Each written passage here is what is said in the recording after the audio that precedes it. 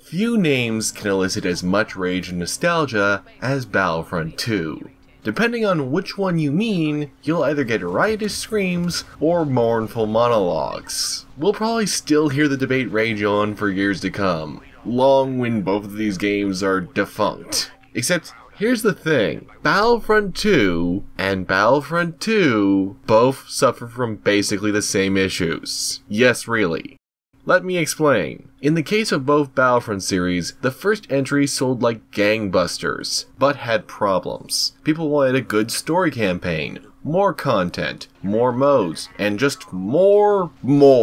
And they wanted it quickly, damn it! Plus, in regards to both iterations, a lot of content was visibly cut late in development on both sides. Substantial content, including whole units, vehicles, levels, and gameplay ideas, with Pandemic actually coming out worse for wear as they had to produce their game in only 1 year. Their 501st campaign mode was slapped together after LucasArts insisted it be added to an otherwise planned to be multiplayer only title. There's a reason cutscenes are all just scripted recordings of in-game footage with Tamura Morrison narrating. It was cost effective and easy to produce. This meant multiple gameplay features like commanding AI units and 2 additional game modes were tossed out in a hurry. Pandemic's famous sequel isn't some masterpiece lavishly polished to the utmost degree, but a desperate bid under intense pressure to satisfy Lucasfilm and the fans. Most of the features that did make it in, like the new specialist units, were cut content from the last game that were easier to implement. Space Assault, much as we like to think otherwise, was so bare bones and last minute as a mode that the developers even included the option to skip every space encounter in the story mode, likely because of just how ancillary it really was. It's taken modders over a decade to make the space maps worthwhile, and though DICE's Battlefront 2 at least had more than a year to come together, you can still clearly see the growing pains. Virtually all the content rolling out now, like skin customization, offline space combat, already existing maps added to Blast and Arcade, and even some of the special event modes were in the game's code from day one. While part of the reason so much of it was delayed is thanks to the rightfully outraged fan base in regards to this game's terrible microtransaction-centric progression system, there's clearly more to it than that. Pre-release art and trailers, both leaked and official, display a very different game. For one, around half the lines said by Iden Versio in the trailers are never actually said in-game outside of emotes. In fact, she has some of the least amount of screen time despite being the campaign's protagonist, warranting questions of whether the game was a Rogue One-esque rewrite. It certainly explained the latter half of the campaign leaning so hard on cameo levels. General Grievous was apparently planned from the very beginning as a hero unit, but was an animation nightmare they couldn't get working properly. There's also Obi-Wan Kenobi's Starfighter from Attack of the Clones fighting Jango Fett's Slave 1, which even had audio files in the game's closed alpha along with some audio lines for Ahsoka, but once again, nothing. Completely absent. This is pretty disappointing, but understandable. Not only do both games have a very hasty, we'll fix it later approach to what content finally makes it in, but the content that's there is incredibly spotty in quality. Each has a ton of filler modes when map improvements would have been vastly better. Hunt was never intended as a substantive mode the first time, but as a gag, and the latest iteration proves why. It gets really repetitive and boring. And yet, now they've announced it's officially a permanent playlist. It's just one map with one gimmick, but it's locked in there.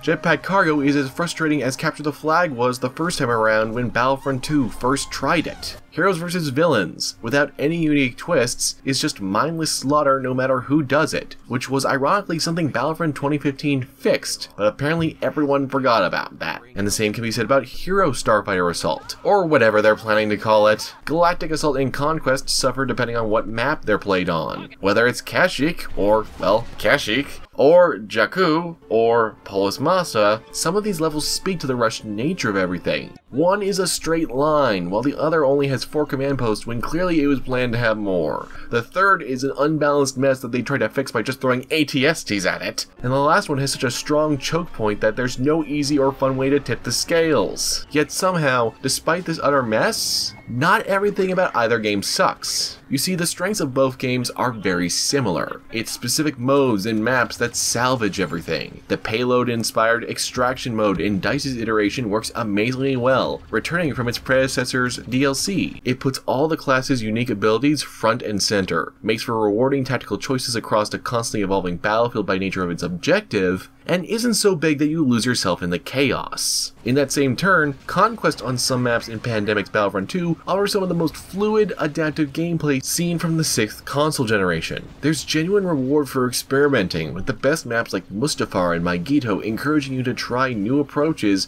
while still offering asymmetric design. This shows up to a lesser extent in the more directed Galactic Assault mode in DICE's Battlefront, and is dramatically evident in Strike, where missions demonstrate the greater versatility DICE has put into each character class. It's not that these games can't work or that you can't find fun in them. The problem is that they're never properly tailored. They try to appease everyone with all manner of modes and content that just don't graft together well, leaving the entire experience uneven. Hell, bright spots like Starfighter Assault were left to languish in the dark without a content update in sight. Pandemic's work is sometimes so fractured that it rivals Knights of the Old Republic 2's cut content fiasco, with only a handful of post-launch updates on Xbox and PC that hurriedly reintroduced a few maps from the last game. Neither of these games were ready to be rushed out the door, and are indicative of a need for the Star Wars brand to embrace delays. If Solo can afford to be pushed back a few months for reshoots, then so too can a few Star Wars games. Many look back fondly on Pandemic's Battlefront 2. It was a product of desperation against intense deadlines. It was far from perfect, and if anything, its success is not unlike that of DICE's Battlefront 2, which struggled desperately against equally unforgiving external and internal pressures to deliver what everyone wanted.